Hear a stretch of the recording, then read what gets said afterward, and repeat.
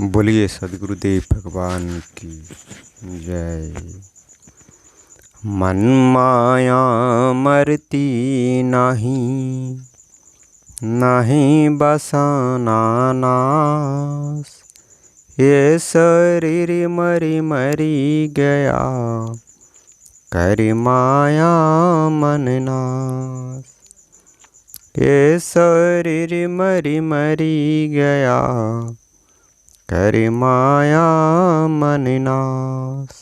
संसार के दुख का कारण आत्मा और मन का संबंध है। मन द्वारा ही आत्मा को दुख सुख की प्रतीति होती है।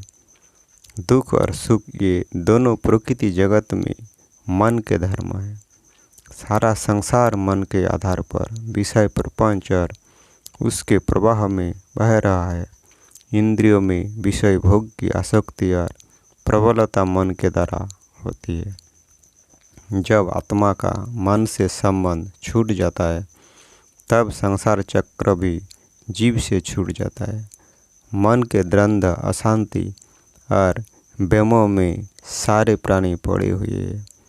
मन से जीव का संबंध नहीं छूटता, इसलिए ये संसार चक्र के आवागमन का दुख भी नहीं छूटता।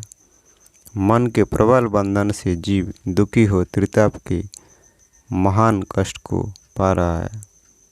संसार में जितनी अशांति उपद्रव और कलह हो रहा है, ये सब मन के प्रबल वेग को धारण न करने से हो रहा है।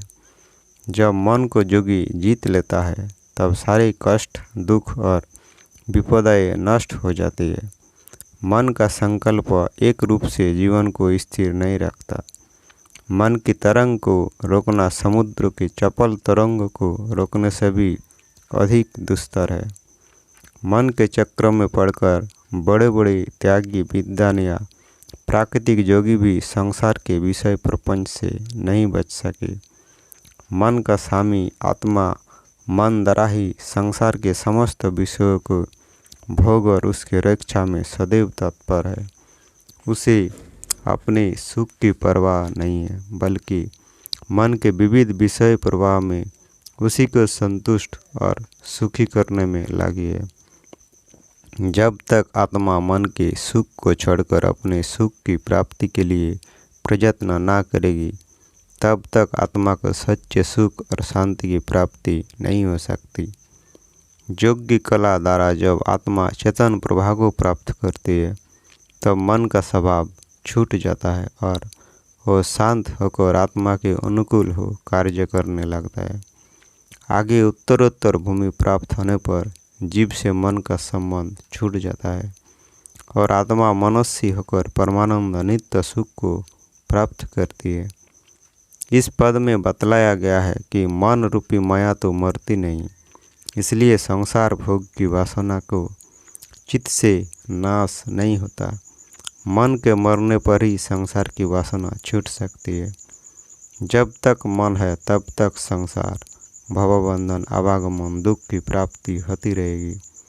ये शरीर बार बार मरता है, परंतु मन के ना मरने से ये भवबंधन दुख नहीं छूटता। इसलिए माया की निवृत्ति के लिए मन की निवृत्ति विनाशना आवश्यक है। मन रूपी माया के अभाव से ही इस संसार सागर से जीव तरकर परमानंद मोक्ष को प्राप्त करेगा। इसलिए सारे बाह्य दृश्य प्रपंच मन के भीतर है, अर्थात मन ही माया है एवं मन में ही माया समाई हुई है। इस मन को ही मारने और जीतने का उपदेश अनुभवी क्रांत प्राज्ञ तत्वदर्शी संतों ने उपदेश किया है। जीव का प्रबल शत्रु मन है, इसलिए सबसे प्रथम मन का निग्रह कर इसके मूल कारण में विलय कर देने के पश्चात ही आत्मा को वास्तविक सुख शांति की प्राप्ति का मार्ग सुलभ होगा। बोलिए सदगुरुदेव भगवान की जय।